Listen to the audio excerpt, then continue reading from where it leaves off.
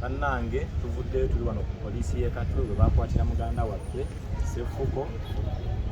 cephco Ismail ku nsonga ez'okubanga alina be yanyiiza be yavumanga.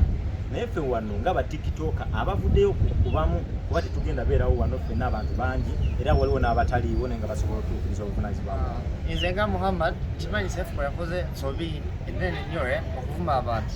Yavuma abantu abasukka 10 embadde nsaba abantu abo bonna oba Lydia Jasmine Bruno Kevambi n'omusajja mumusonyiwe tugenda mu advisinga tumugambe alekerawo okuvuma abantu. Nange nga Shadow Will, Africa's favorite bannayimbeegayirira and all tiktokers out there tulekere okuma omuliro kubanga teri muliro guzikiza muliro wabula let's become bane twetonde ensobi zikolebwa abantu muganda waffe yakoze ensobi but let's put this thing down to us kubanga kandi tujja kuba amaanyi. Nange nga Yvonne Powers netonda okuramula ffe Dr. Cephco. Tumanyi kyeyakola it's not right but we are here to apologize on his behalf. Musonyiwe mwena be yasobya be yavuma most especially the celebrities bakadamo we are so sorry on his behalf please.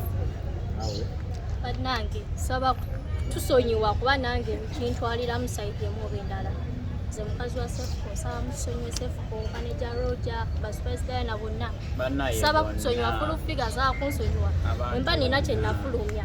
Nange nga Shadow Will, a man of fact and truth media, nsaba buli muntu yenna gwe twanyiiza ffe tuli baana tusobya we mubanga muli bazadde twasobya baana bannaffe n'abazadde mutusonyiwe tetugenda kukiddamu kino kifuuse kyakulabikirako eri buli muntu. Nze nga Muhammad Chali wa Cephco nzize wano okumulabako naye saba bambi nga musonyiwe batusonyiire wamu tuli baana tusobya enkya n'eggulo bannaye nze omulanga nkutwala ezisinga eri batiktokers abali mukuma jasi omuliro teri muliro guzikiza muliro. Nange era nsaba buli muntu yenna tubeere wansi twetondera abakulu waliwo n'abaasobya abalala banoonya Bruno K please Lydia Jasmine please Spice Diana everyone Pastor Bujingo ne mukyalo please Mama Makula tukusaba twetonze tusaba Catherine kusaasira era twemenya ffe ng'abantu muganda waffe tanafuna mukisa gujjako mu public naye wanaaba afunye omukisa ogwo nsuubira naye ajja kuba ng'ayogera ebimuli ku mutima yasobya akikkiriza